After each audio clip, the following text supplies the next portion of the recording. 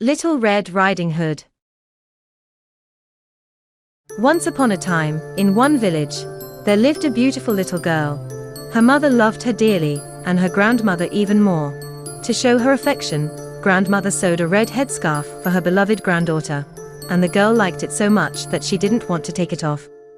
She wore the hood everywhere, and that's why people in her village started calling her Little Red Riding Hood. One day, Mother baked some pies and said to her daughter, "Please go visit your grandmother, she's not feeling well. And take these pies and butter to her. Just don't stop in the forest and don't talk to anyone." Little Red Riding Hood was a caring and dutiful girl. She immediately got ready and went to her grandmother, who lived in another village. She was walking along a forest path, and then a wolf came towards her. The wolf wanted to eat her, but was afraid, because the sound of woodcutters could be heard nearby. So instead he asked, "Where are you going, Little Red Riding Hood?"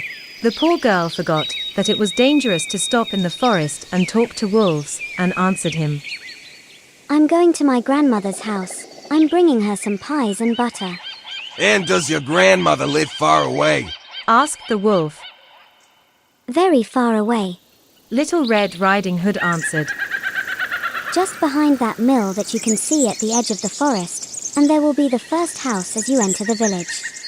"You know, The wolf says to her, I'll go and visit your grandmother too. I'll go this way, and you go that way. We'll see which of us gets there faster." and the wolf rushed off as fast as he could along the shortest road, and the girl slowly wandered along the longest. Along the way, she picked up bouquets and sang songs. The wolf was the first to run to her grandmother's house. He knocked, knock, knock. "Who's there?" "It's me, your granddaughter, Little Red Riding Hood. The wolf answered in a soft voice. I brought you some pies and butter." Grandmother was lying in bed, because she felt a little unwell, and she called out.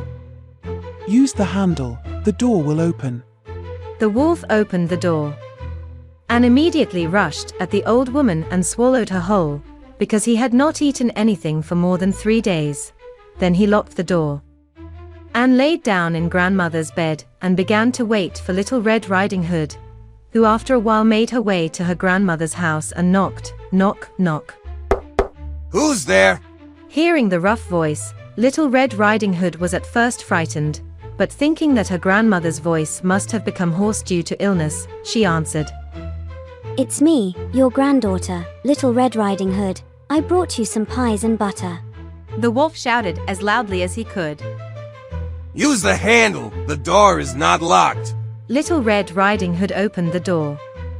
When the girl entered, the wolf had himself wrapped up tightly in a blanket, so that she would not recognize him, and said, "Put the pies and butter in the kitchen, and sit down near me, rest from the journey."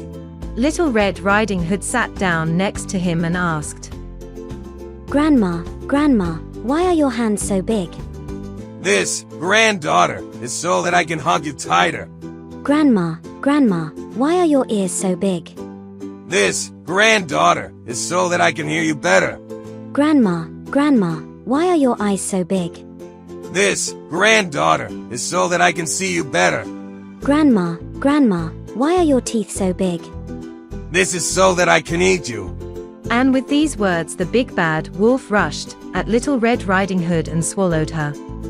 It was lucky for Little Red Riding Hood that at the time woodcutters were working in the forest. They heard the ruckus and ran into the house, where they immediately rushed to the wolf. They freed Little Red Riding Hood and her grandmother. Both were safe and sound.